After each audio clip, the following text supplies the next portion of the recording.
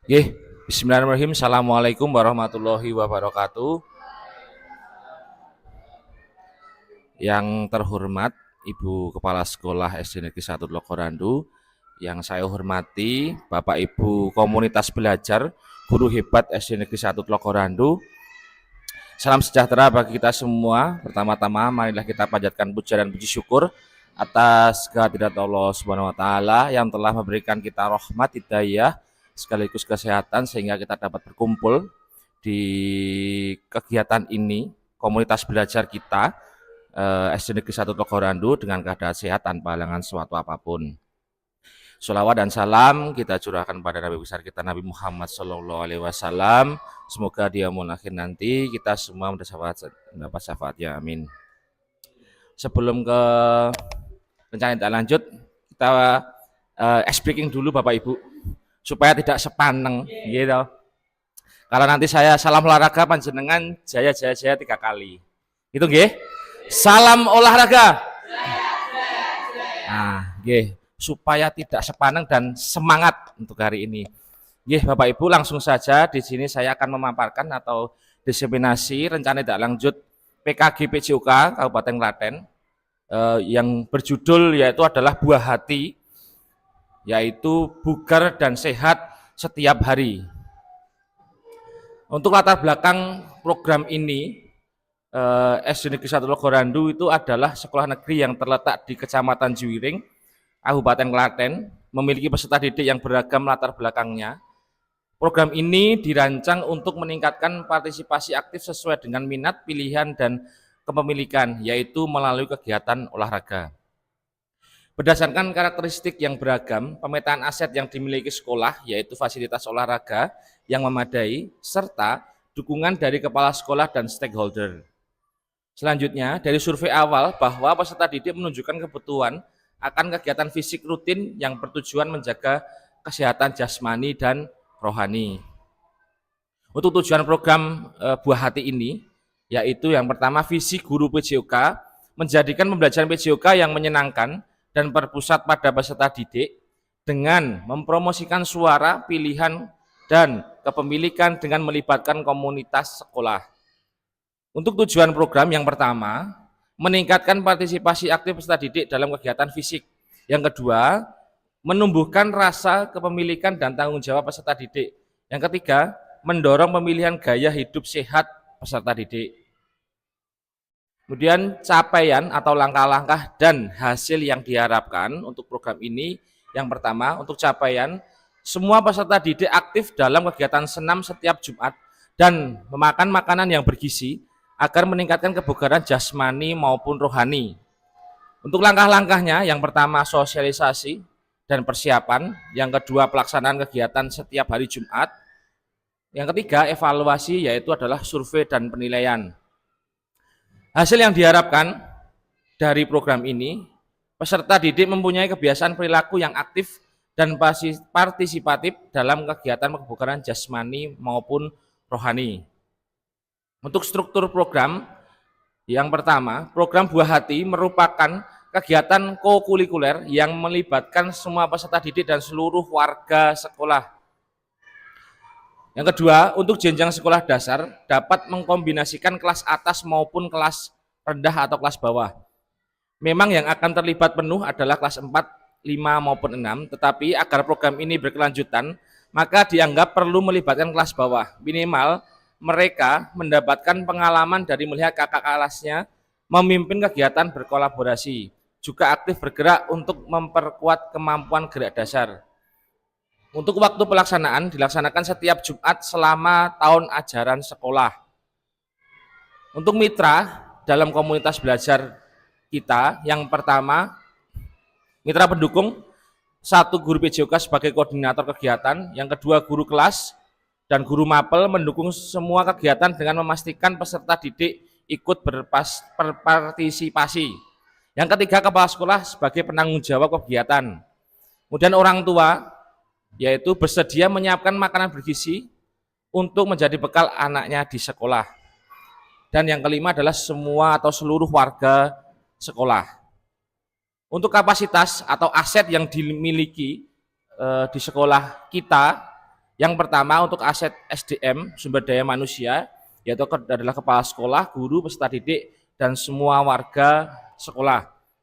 Untuk aset fisik, laptop, speaker, mikrofon, maupun internet.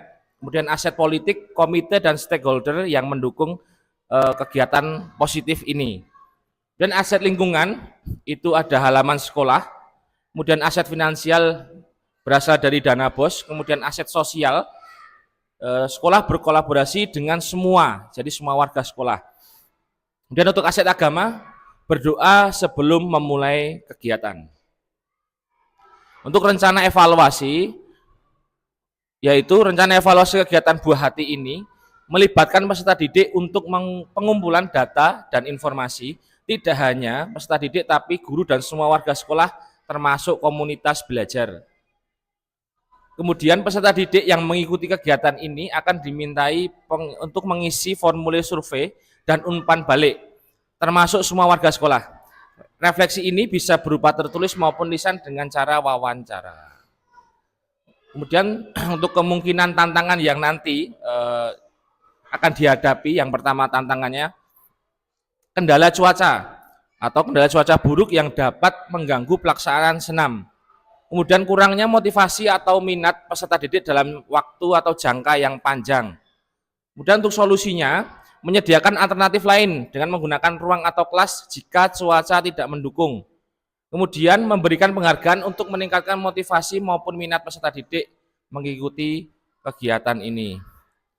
Mungkin itu saja yang bisa saya sampaikan, mungkin dari Bapak Ibu semua komunitas belajar Guru Hebat SD Negeri 1 Logorandu, mungkin kalau ada masukan atau saran atau kritik, saya persilahkan. Ya, silakan. Oke, terima kasih atas kesempatan yang diberikan. Saya apresiasi Pak Gigi selaku guru olahraga, jenengan memberikan terobosan ide untuk kegiatan bugar dan sehat setiap hari atau Buah Hati. Untuk rencana kegiatannya tuh hari Jumat saja ya? Oh gitu. Kalau usul dari saya, kalau bisa ditambah Pak, misalkan hari Senin, Rabu, kemudian Jumat. Tidak full dulu tidak apa-apa. 3 kali selama 1 minggu. Ya itu usulan dari saya. Siapa tahu diterima. Itu saja. Terima kasih. Terima kasih kepada Bu Siwi atas masukannya. Untuk program yang tidak lanjut ini, karena hubungannya dengan senam, jadi kan hari Jumat toh Bu, jadi digabungkan sama makanan bergizi. Untuk yang makanan sehat, mungkin bisa kita laksanakan, bisa kita programkan, bisa dimasukkan kurikulum sekolah. Jadi setiap Senin, kemudian Rabu, dan Jumat Buah Hati bisa kita masukkan di kurikulum.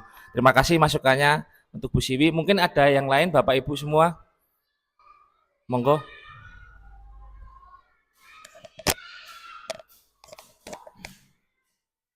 Sedikit tambahan nggih Pak nggih. Untuk makanan sehat itu untuk anak-anak tolong dikasih ketentuan. Nanti takutnya ada yang membawa bekal mie instan, itu tolong nggak boleh ya. Kita fokusnya kan ke makanan yang sehat ya. Mie instan nggak boleh, kemudian sosis kayak itu nggak boleh ya. Tolong nanti ada tambahan sedikit.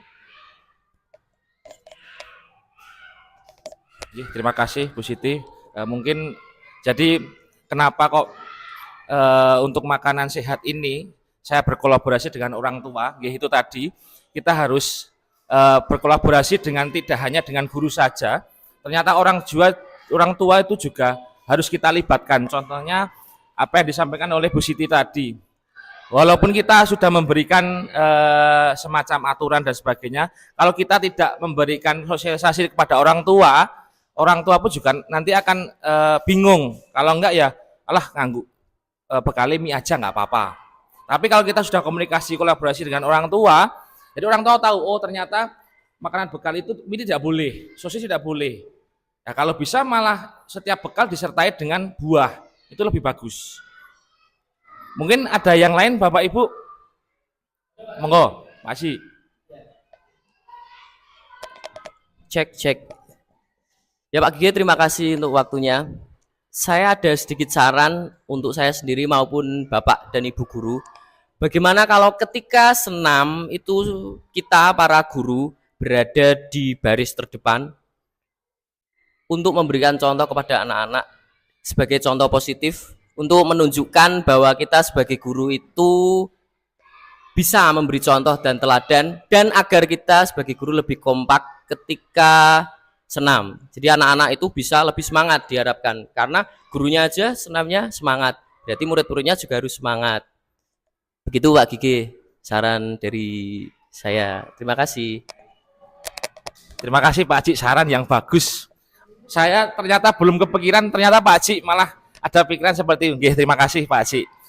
Jadi mungkin seperti itu Bapak Ibu, terima kasih atas masukannya. Jadi insya Allah untuk kegiatan ini kalau bisa akan kita laksanakan. Jadi saya sudah mohon izin kepada Ibu Kepala bahwa saya akan mengadakan program seperti ini, dan nanti insya Allah untuk kedepannya program ini akan kita laksanakan bersama. Mungkin itu saja dari saya. Ada kurang lebihnya saya mohon maaf. Wassalamualaikum warahmatullahi wabarakatuh.